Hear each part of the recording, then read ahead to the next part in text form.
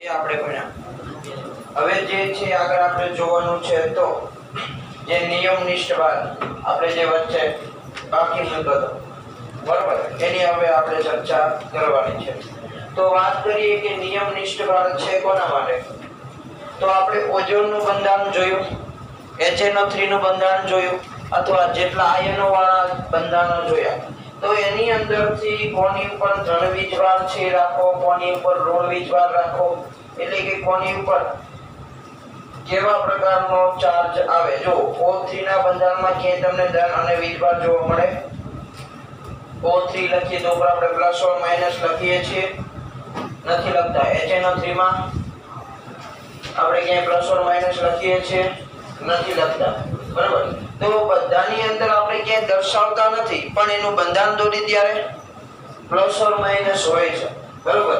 જે ખાલી શું હોય છે, કામ ચલાવ બંધારણ, એટલે કે કામ ચલાવ જે છે વીજભાર હોય, કાયમી હોતો નથી। એટલે તમને ખબર હોય તો તમે આવું ક્યાંક છે ભણ્યા હશો કે HCl હોય તો એમાં ક્લોરીન છે એની પર માઈનસ ડેલ્ટા વીજભાર હોય, હાઇડ્રોજન હોય તેની પર પ્લસ ડેલ્ટા હોય, બરોબર છે। એને આંશિક વીજભાર કહેવાય, એટલે આંશિક રીતે કા ધન હોય ને કા ઋણ હોય, એનો આધાર કોના ઉપર હોય, એની વિદ્યુત ઋણતા ઉપર, બરોબર।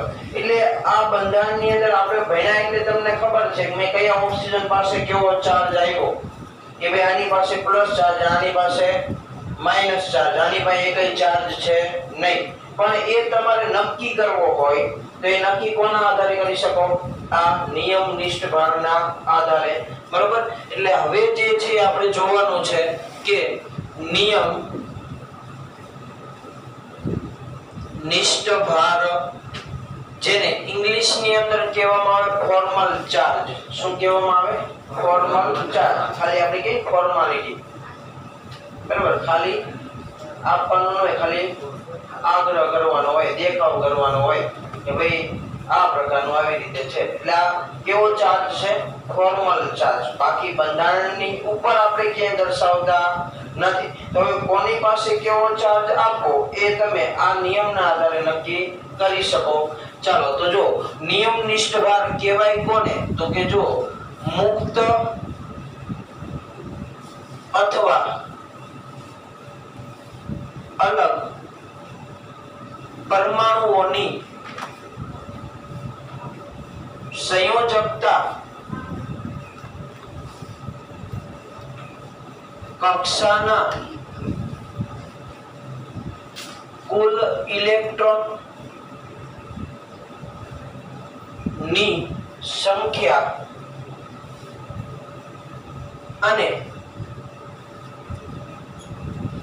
લુઈસ બંધારણમાં પરમાણુની સંયોજકતા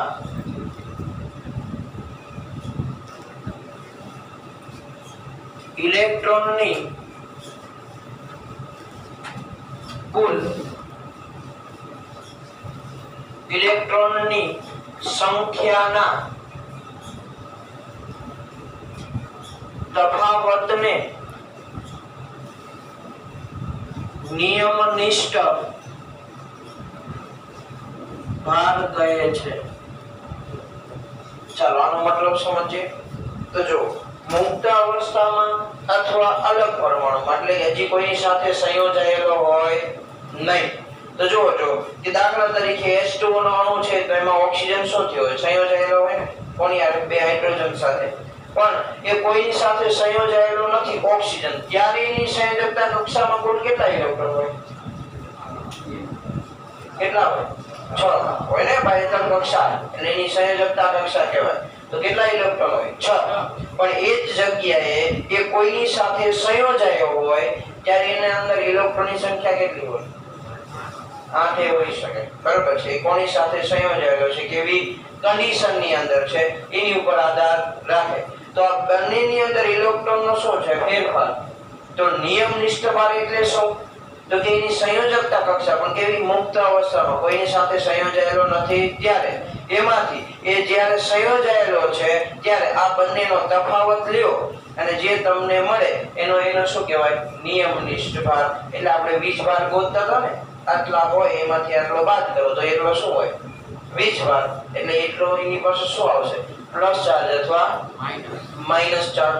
તો હવે જે છે એ આપણે આ ચેપ્ટર નું પહેલું સૂત્ર કે પરમાણુના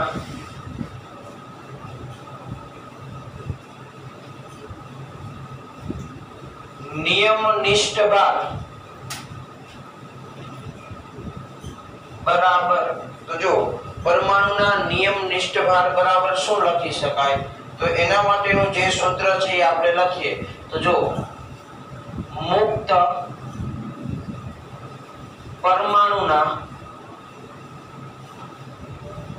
સંયોજકતા ઇલેક્ટ્રોનની કુલ શું આવશે સંખ્યા, આ પહેલા કૌંસની અંદર માઈનસ બીજો કૌંસ પરમાણુના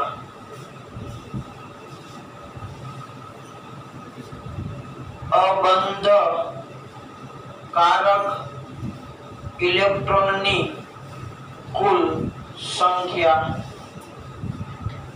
એટલે એની સંયોજકતા કક્ષામાં કેટલા અબંધકારક ઇલેક્ટ્રોન યુગ્મ છે એની સંખ્યા માઈનસ 1/2 સંયોજનના બંધકારક ઇલેક્ટ્રોનની કુલ સંખ્યા, બરાબર છે. તો આ આપણે એનું સૂત્ર છે દર્શાવ્યું. તો આના આધારે જે છે એ આપણે નિયમનિષ્ઠ ભાર છે એને મૂલ્ય જે છે આપણે મેળવવાનું છે. તો આ વસ્તુ આપણે ઓઝોનના ઉદાહરણ દ્વારા સમજીએ. તો ઉદાહરણ તરીકે O3 ના અણુ માટે તો જોવો ઓઝોનના અંદર બંધારણની વાત કરીએ તો એક ઓક્સિજન છે જેની પાસે બે કેવા છે ઇલેક્ટ્રોન કે જે કે બંધ બનાવવામાં ભાગ લીધા નથી. એક ઓક્સિજન છે એ ડબલ બંધથી જોડાયેલો છે અને જ્યારે બીજો ઓક્સિજન છે એ સિંગલ બંધથી જોડાયેલો છે. અને એવા સમયે આ ઓક્સિજન પાસે કેટલા ઇલેક્ટ્રોન છે બાહ્યતમ કક્ષામાં? આની પાસે 4 છે, આની પાસે કેટલા 6 છે. કેટલા 6? આપણે બંધારણ હમણાં જોયું હતું બરોબર છેલ્લા લેક્ચરમાં. તો એની પાસે કેટલા ઇલેક્ટ્રોન છે 6. હવે મારે આની પાસે કોની પાસે તો કે ભાઈ આની પાસે કેટલા ચાર્જ આવશે, આની પાસે કયો ચાર્જ આવશે અને આની પાસે કયો ચાર્જ આવશે એ નક્કી કરવું છે. તો જો અહીંયા જે ઓક્સિજન છે ને એને પહેલો નંબર આપી દઈએ, અહીંયા જે ઓક્સિજન છે એને બીજો નંબર આપીએ અને અહીંયા જે ઓક્સિજન છે એને ત્રીજો નંબર જે છે આપણે દર્શાવીએ. તો જો આ ત્રણેય માટે આપણે નિયમનિષ્ઠ ભાર છે એનું મૂલ્ય મેળવવું છે. તો અહીંયા આપણે પહેલા ઓક્સિજન માટે નિયમનિષ્ઠ ભાર જે છે એનું મૂલ્ય મેળવવું છે. તો ચાલો જો એના માટે નિયમનિષ્ઠ ભારનું મૂલ્ય શું થાય જોઈએ. તો જો અહીંયા પહેલું સૂત્રની અંદર મુક્ત પરમાણુના સંયોજકતા ઇલેક્ટ્રોનની કુલ સંખ્યા, મુક્ત પરમાણુ એટલે એ કયો છે ઓક્સિજન. તો એ મુક્ત અવસ્થામાં હોય ત્યારે સંયોજકતા ઇલેક્ટ્રોનની સંખ્યા કેટલી હોય 6. તો ચાલો બરાબર અહીંયા શું આવશે 6. રેડી? ચાલો માઈનસ પરમાણુના અબંધકારક ઇલેક્ટ્રોનની કુલ સંખ્યા. ચાલો આની પાસે કેટલા અબંધકારક છે 2 એટલે માઈનસ શું આવશે 2. ચાલો માઈનસ 1/2 કૌંસની અંદર શું લખવાનું છે સંયોજનના બંધકારક ઇલેક્ટ્રોન યુગ્મની સંખ્યા. ચાલો આની અંદર સંયોજનમાં એટલે આ ઓક્સિજન પાસે કેટલા બંધકારક ઇલેક્ટ્રોન છે 2 અહીંયા કેટલા 4 અને 2 6 થયા ને. આ ઓક્સિજન છે એની પાસે કેટલા છે બંધ બનાવવા માટે? તો આ 2 આવે ને આ એક બંધ નહીં આવે ને. તો આ ડબલ બંધમાં કેટલા હોય 4 ઇલેક્ટ્રોન, કારણ કે એક બંધ છે એમાં 2 ઇલેક્ટ્રોન હોય. તો 2 ઇલેક્ટ્રોન આના 4 આના કુલ કેટલા થયા 6. એટલે અહીંયા કૌંસમાં શું આવશે 6.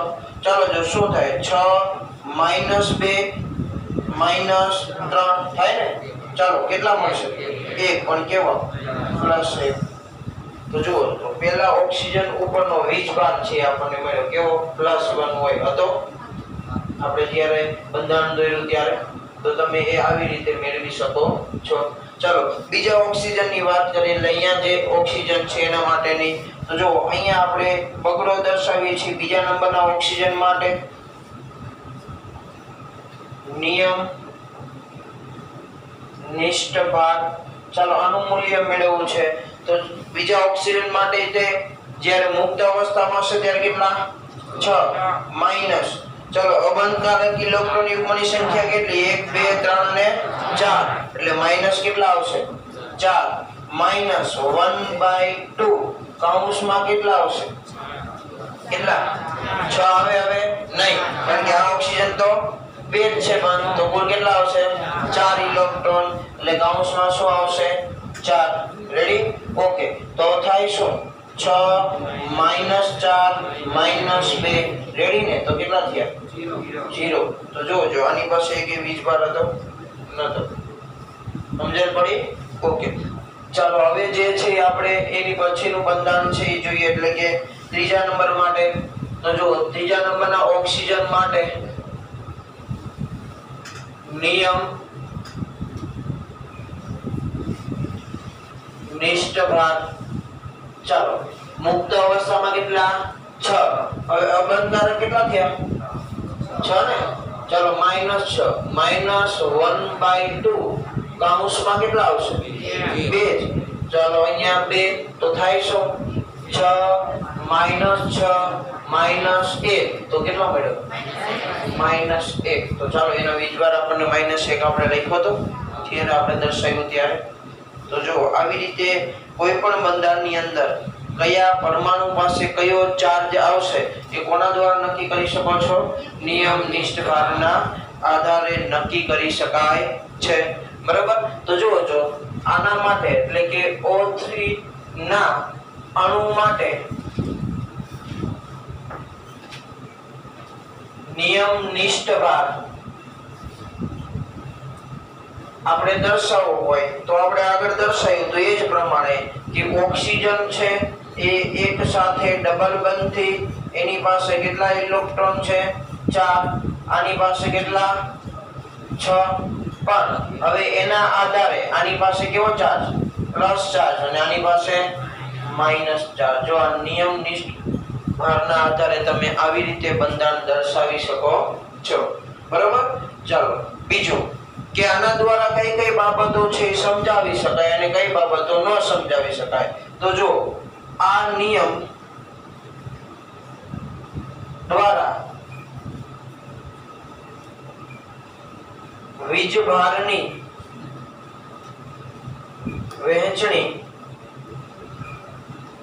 સમજાવી શકાય નહીં એટલે આ કાયમી વીજભાર નથી કે આની પાસે વીજભાર ફરજિયાત કેવો માઈનસ જ હોય આની પાસે પ્લસ હોય એ તો મજા આવે તો આ ડબલ બંધ અહીંયા શિફ્ટ થઈ ગયા હોય તો આની પાસે માઈનસ આવે બરોબર છે એટલે વીજભારનું તમે કાયમી મૂલ્ય આના આધારે નક્કી કરી શકો નહીં તમે એવું ફાઇનલ હોય ત્રીજો ઓક્સિજન જેને આપણે આપ્યું ફરજિયાત માઈનસ જ હોય તો ક્યારેક બીજું માઈનસ હોય કારણ કે સંચ બંધન આના બદલે આપણે બીજું બંધન લીધું હોત તો બીજો ઓક્સિજન છે કેવો મળે માઈનસ મળે બરોબર છે એટલે તમે આ નિયમ દ્વારા વીજભારની વહેંચણી સમજાવી શકાય નહીં હા વીજભાર નક્કી કરીએ પણ કોને કયો વીજભાર આપવો એ સમજાવી શકાય નહીં બરોબર બીજા નંબરની વાત કરીએ તો આ નિયમ દ્વારા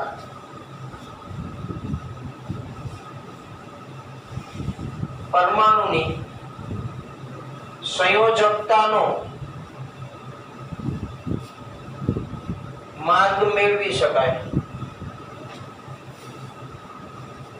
ચલો આનો મતલબ શું તો આના આધારે તમે પરમાણુની સંયોજકતા કક્ષા છે નક્કી કરી શકો બરોબર છે એનું મૂલ્ય તમને મળી શકે કારણ કે તમે એ બેનો તફાવત લેશો જો તમને જોઈને ખબર પડી જાય કે આમાં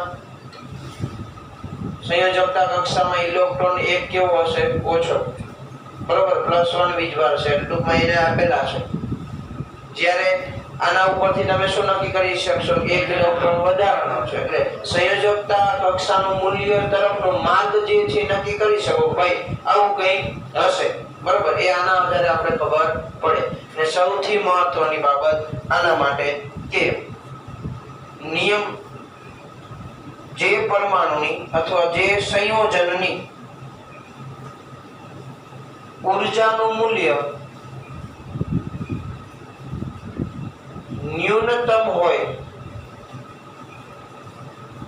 તેના નિયમનિષ્ઠ ભારનું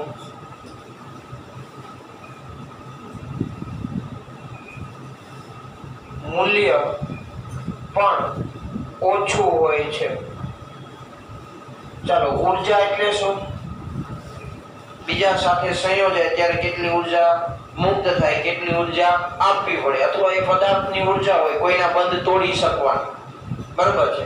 HCl ને NaOH ને ભેગા કરો તો એ પ્રબળ એસિડ પ્રબળ બેઝના બંધ તોડી શકે, પણ પ્રબળ બેઝના બંધ નિર્બળ એસિડ તોડી શકે ન તોડી શકે. એટલે આપણે 9-10 માં ભણી ગયા પ્રબળ એસિડની પ્રક્રિયા પ્રબળ એસિડ આવે, નિર્બળની નિર્બળ આવે, બરોબર. નિર્બળની પ્રક્રિયા થાય નહીં તો એનો મતલબ શું છે? એ પરમાણુની કઈક ઊર્જા હોવી જોઈએ જે સામેવાળાના બંધ તોડી શકે, બરોબર. તો જેના જે સંયોજનની ઊર્જાનું મૂલ્ય ન્યૂનતમ હોય, ન્યૂનતમ એટલે ઓછું હોય, તો એનો મતલબ એવો કે એના નિયમનિષ્ઠ ભારનું મૂલ્ય કેવું હોય? ઓછું. મતલબ એની ઉપર રહેલો વીજભારનું મૂલ્ય કેવું? ઓછું. જેની ઉપર વીજભાર વધુ એની ઊર્જા કેવી હોય? વધારે, કારણ કે એને ઇલેક્ટ્રોન શું કહેવાય? વધારે મેળવવા હોય, ને વધારે જે ઇલેક્ટ્રોન મેળવે બીજા સાથે પ્રક્રિયા કેવી આપે? વધુ આપે. તો જેના ઉપર વીજભારનું મૂલ્ય ઓછું એની બીજા સાથેની સક્રિયતા કેવી? ઓછી. સક્રિયતા એટલે ખબર પડે ને, પ્રક્રિયા કરવાની ઝડપ, બરાબર છે. તો એની સક્રિયતા ઓછી તો એના નિયમનિષ્ઠ ભારનું મૂલ્ય કેવું થાય? ઓછું, કારણ કે એની પર વીજભાર કેવા હશે? ઓછા. ચાલો, આટલી વસ્તુ સમજણ પડી. ગુજરાતીમાં આમાં એટલું નક્કી કરવાનું છે, કોઈ પણ પરમાણુ ઉપરનો વીજભાર નક્કી કરવો હોય તો કોના આધાર નક્કી કરીએ? નિયમનિષ્ઠ ભારના આધાર. રેડી? ચાલો, આટલું લખી લો અને થોડી ઉતાવળ. ચાલો, તો હવે આપણે પછીનો જે ટોપિક છે એ આયનીય બંધ અથવા વિદ્યુત સહ સંયોજક બંધ ત્યાં પહોંચ્યા છે, બરાબર. એટલે કોઈ પણ સંયોજન બને તો હવે આપણે સહસંયોજક બંધ છે એની વાત પૂરી કરી. અત્યાર સુધી જેની ચર્ચા ચાલતી કોની વાત હતી? સહસંયોજક બંધમાં કે ભાઈ દ્વિબંધ હોય, સિંગલ બંધ હોય, ત્રિબંધ હોય, એની અંદર એ રચના કેવી રીતે એની અંદર આપણે લોહીસની રીતે કરી શકાય એની વાત પૂરી થઈ. હવે આપણે જોવું છે આયનીય બંધ અથવા વિદ્યુત સહસંયોજક બંધ, બરોબર. એની જે છે એ આપણે ચર્ચા કરવાની છે. તો જો કોસેલ અને લુઈસના નિયમના આધારે આયનીય બંધ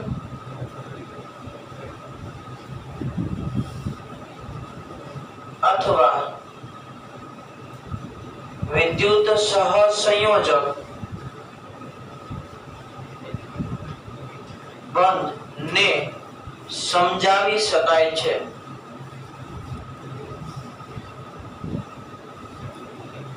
એટલે આપણે જે કોશેલના નિયમની અંદર ભણ્યા હતા એમાં ફરજિયાત એ જ હતું ને કે એક ઇલેક્ટ્રોન ગુમાવે અને અષ્ટક રચના પ્રાપ્ત કરે, એક ઇલેક્ટ્રોન મેળવી અને પાછી અષ્ટક રચના પ્રાપ્ત કરે, બરાબર. તો એ જ બાબત જે છે એનો ઉપયોગ કરી અને તમે આ જે આયનીય બંધ છે અથવા એને બીજું કયા નામથી ઓળખાય? વિદ્યુત સહસંયોજક બંધ, બરાબર. એ તમે સમજાવી શકો છો. તો એના માટેની વાત કરીએ તો આ વિદ્યુત સહસંયોજક બંધ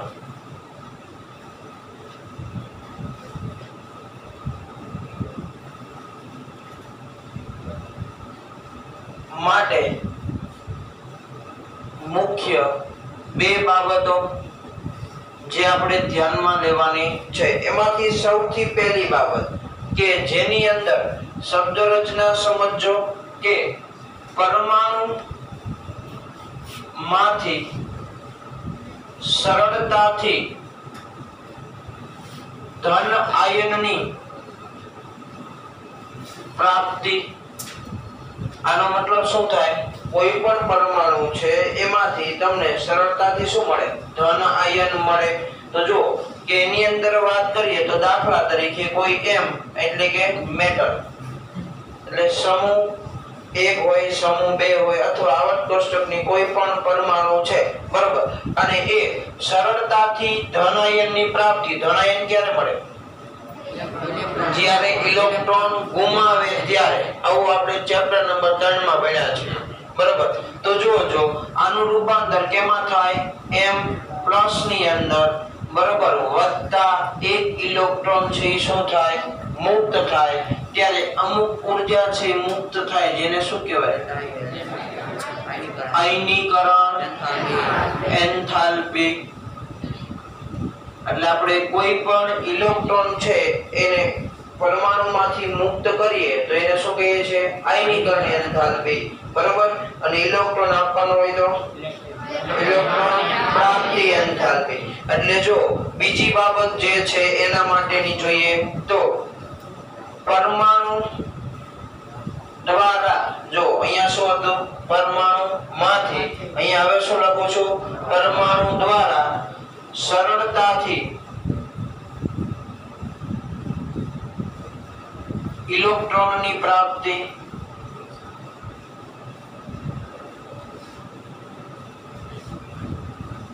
ચાલો આના માટે જોઈએ તો તમને સારું લાગે એ x લઈ શકો, m લઈ શકો, બરોબર છે। તો આ કોઈ x નામનું પરમાણુ છે, ચાલો એ એક ઇલેક્ટ્રોન મેળવે તો એનું રૂપાંતર કેમાં થાય? x માઈનસ ગેસિયસ ફોર્મ ની અંદર। ત્યારે તમે એને શું કહેશો? ડેલ્ટા EGH, અને આપણે શું કહીએ છીએ? ઇલેક્ટ્રોન પ્રાપ્તિ, એન્થાલ્પી। અને આ ઇલેક્ટ્રોન પ્રાપ્તિ, એન્થાલ્પી જે છે એ તમને બે પ્રકારની મળે, એક ધન અને એક કઈ?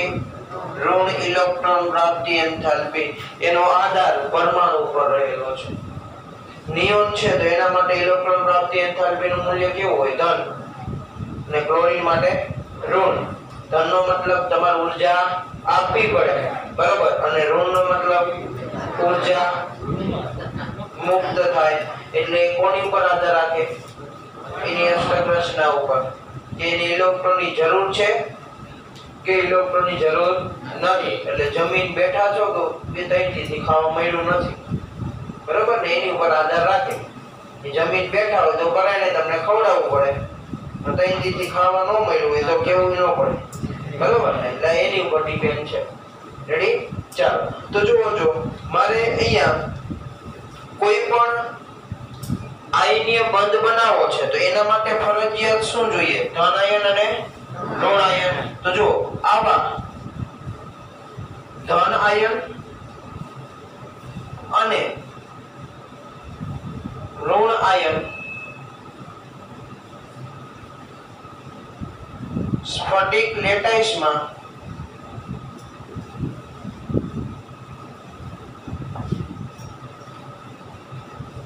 લેટાઈસ બિંદુ પર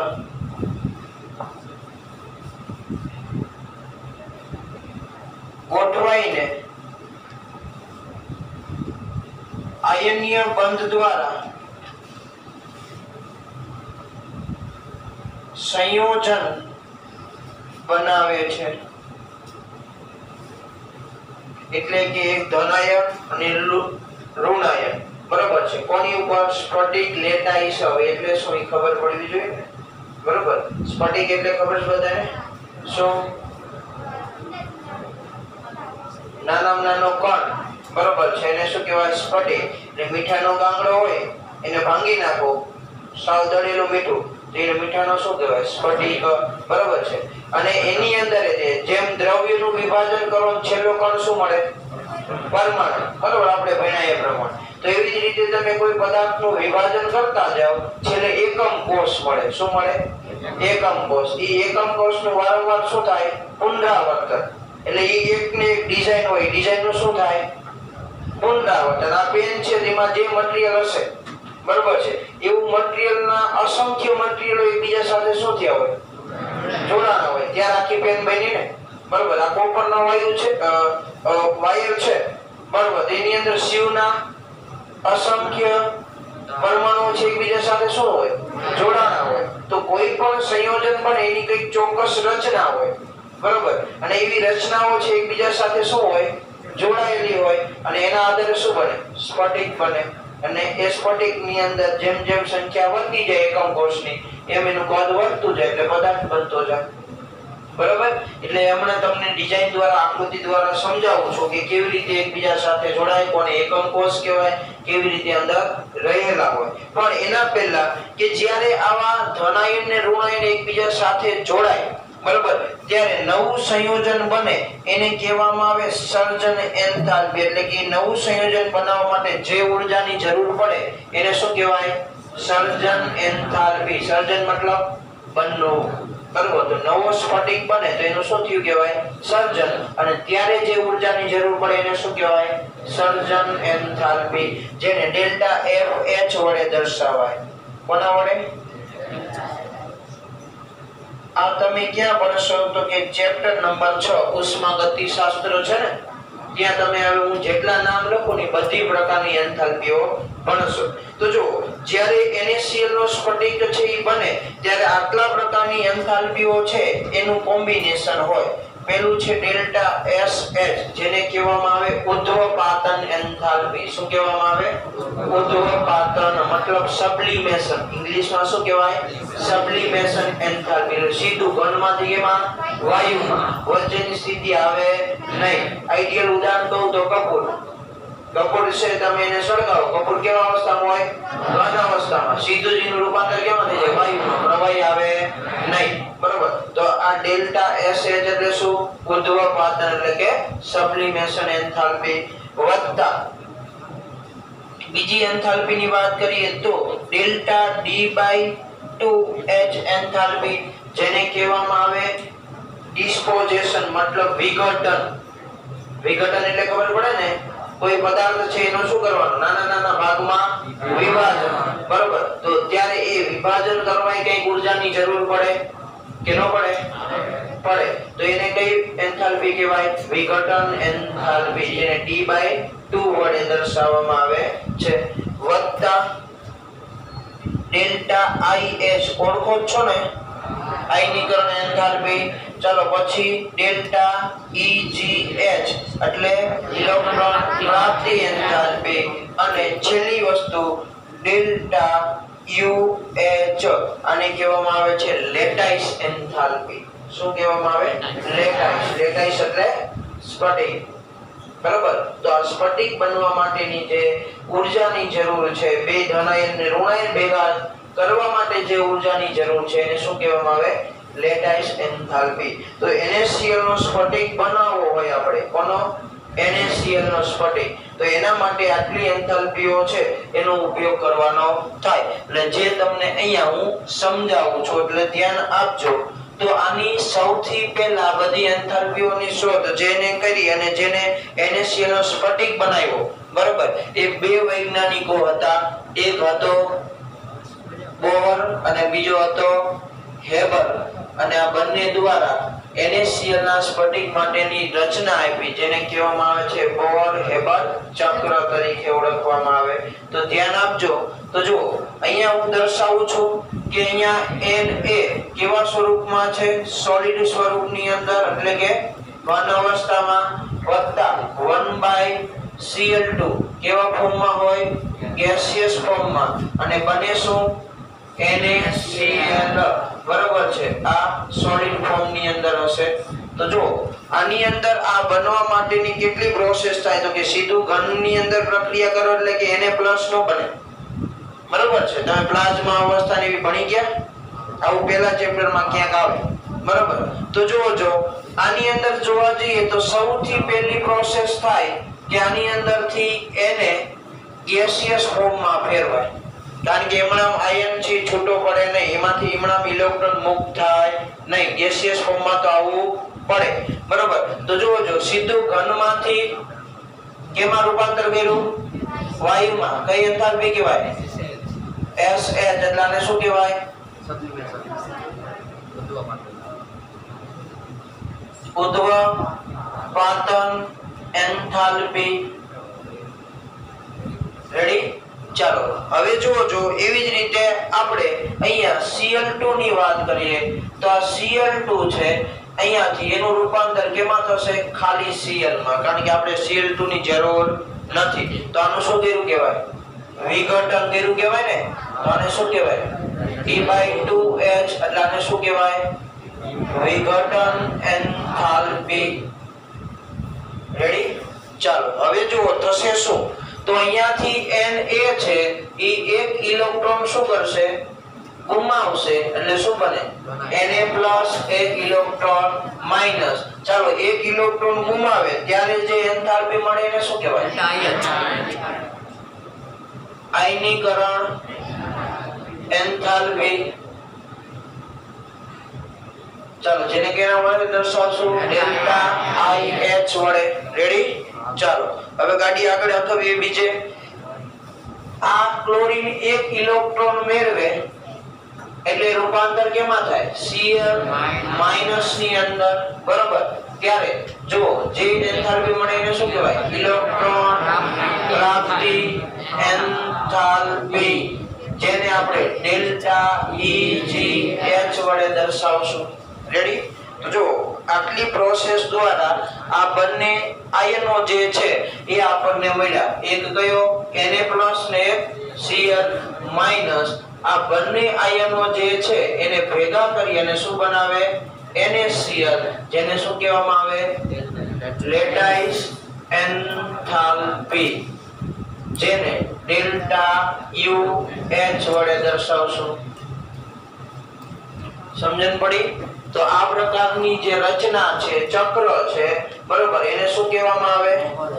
કોણ-હેબર ચક્ર તરીકે દર્શાવવામાં આવે.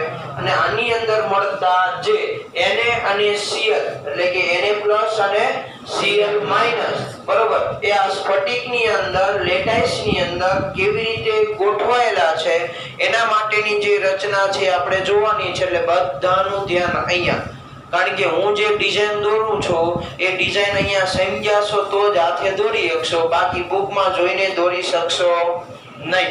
એટલે ધ્યાન આપજો. તો જો અહીંયા હું જે તમને સમજાવું છું એટલે બધાય ન દેખાતું હોય તો તમારી રીતે જગ્યા એડજસ્ટ કરી લેજો, થોડી ઘણી આગી પાછી કરીને, કારણ કે હું મારી જગ્યા ઉપરથી બહુ આગો જઈએ કેમ છો નહીં, નકર પછી આકૃતિ વ્યવસ્થિત દોરાશે નહીં, એટલા માટે. અને જો મારા કરતા તો તમે સારી દોરી શકશો, તમારી પાસે સ્કેલ છે અને વ્યવસ્થિત જગ્યા પણ છે. બરાબર? ચાલો આગળ.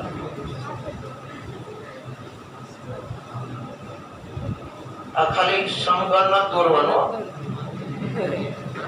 એ તો આપણે ગયા વખતે દોર્યું હતું. બરાબર ને?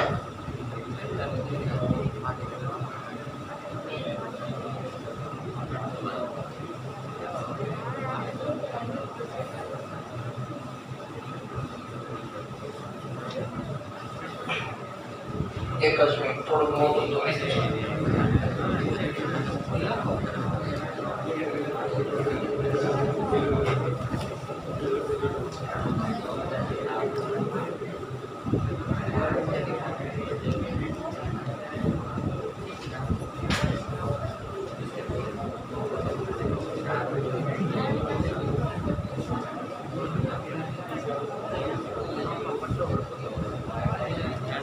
મેં તમને ચર્ચા કરવાનું ન કીધું, ધ્યાન રાખવાનું કીધું છે. ચાલો હવે જો આ સમઘન મેં દર્શાવ્યું છે. હવે જો કેવી રીતે દોરવાનું છે ધ્યાન રાખજો. અહીંયા જો વચ્ચોવચનો ભાગ છે ને, અહીંયા એક ડોટ કરવાનો. આ એની નીચેનો ભાગ છે, એનો વચ્ચનો ભાગ ક્યાં આવે? અહીંયા આવે ને. ચાલો અહીંયા ડોટ. આની એક્ઝેક્ટ નીચે એટલે આ ભાગ આવે ત્યાં શું કરવાનો? એક ડોટ. આની એક્ઝેક્ટ નીચે જે ભાગ આવે ત્યાં ડોટ. બરાબર? તો જો આ બંનેને એકબીજા સાથે જોડો, એવી રીતે આ બંનેને એકબીજા સાથે જોડો, આ બંનેને એકબીજા સાથે જોડો અને આ બંનેને એકબીજા સાથે જોડો. આ એક આપણે બનાવ્યું. બરાબર? હવે અહીંયા જો કે આનો છે વચ્ચેનો ભાગ એટલે ક્યાં? અહીંયા. આનો વચ્ચેનો ભાગ એટલે અહીંયા. એવી જ રીતે આના માટે વચ્ચેનો ભાગ દર્શાવવા જોઈએ તો આની સીધમાં આવવો જોઈએ એટલે કયો ભાગ થશે? અહીંયા. ચાલો આના માટે વચ્ચેનો ભાગ એટલે અહીંયા.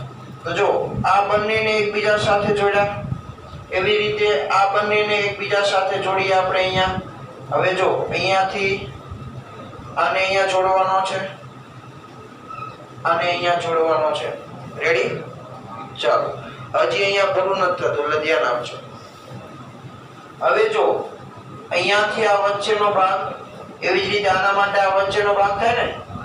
ચાલો અહીંયા આ વચ્ચેનો ભાગ અને અહીંયા આ વચ્ચેનો ભાગ, બરોબર? તો જો આ વચ્ચેના ભાગ છે એને જોડો.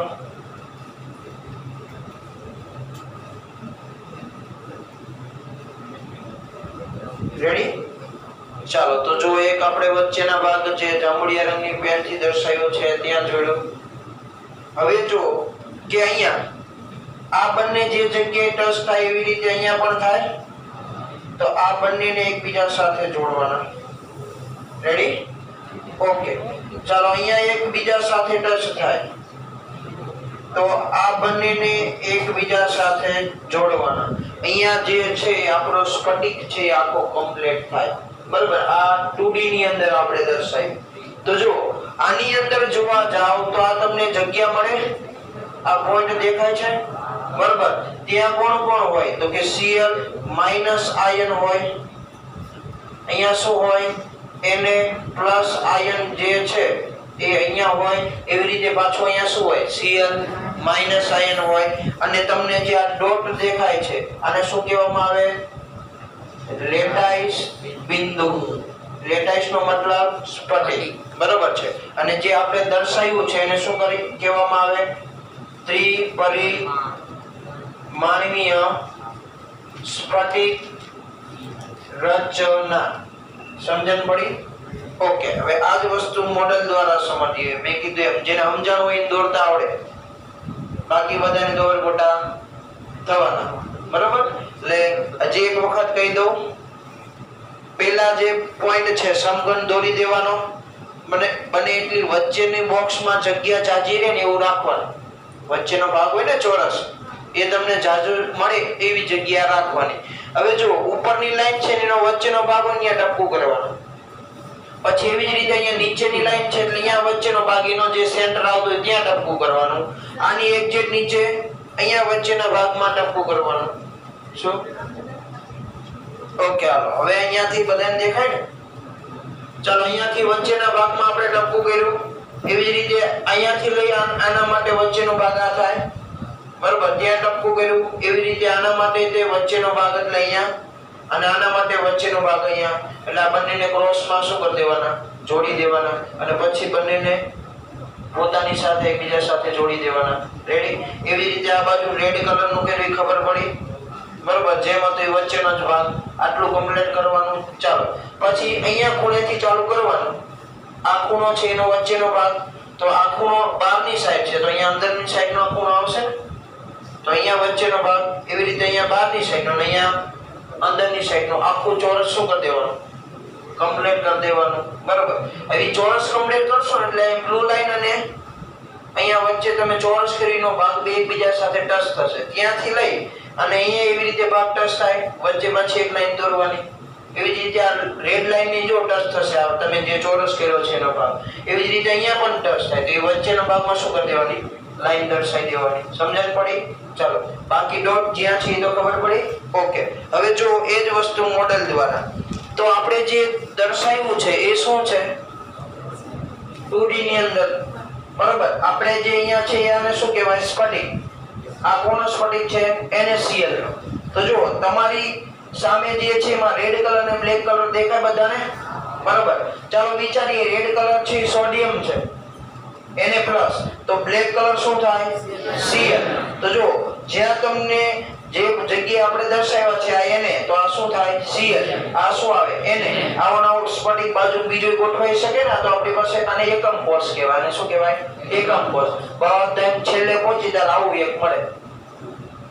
બરોબર? તો NaCl Na ભાઈ બાજુમાં અહીંયા શું આવે Cl આવે ને પછી બાજુમાં Na તો જુઓ જો આ રેડ કલરનો Na છે તો એક Na કેટલા Cl દ્વારા ઘેરાયેલો છે આ 1 આ 2 3 4 વચ્ચે દેખાય એક બ્લેક કલરનું છે ને તો કેટલા થયા 5 આવો નવો એક બાજુ હોય આગળ તો અહીંયા Cl હોય ને કુલ કેટલા 6 એક સોડિયમ પરમાણુ 6 Cl ની આસપાસ શું હોય ઘેરાયેલો હોય સમજણ પડી તો આ જ વસ્તુ જે છે મેં તમને અહીંયા દર્શાવી છે તમને જ્યાં દેખાય તમે જે સાઈડ થી લેવું એ સાઈડ થી લઈ શકો NaCl ને એવી જ રીતે અહીંયા જો Cl તો Na અને પછી Cl તો આ જે રચના છે આપણે આમાં તમને દેખાય છે એ રચના આપણે આની અંદર દર્શાવી પડી 2D ની અંદર સમજણ પડી બધાને તો હવે મોડેલની જરૂર નહીં ને ઓકે ચાલો લખી લો આજે અહીંયા સુધી રાખીએ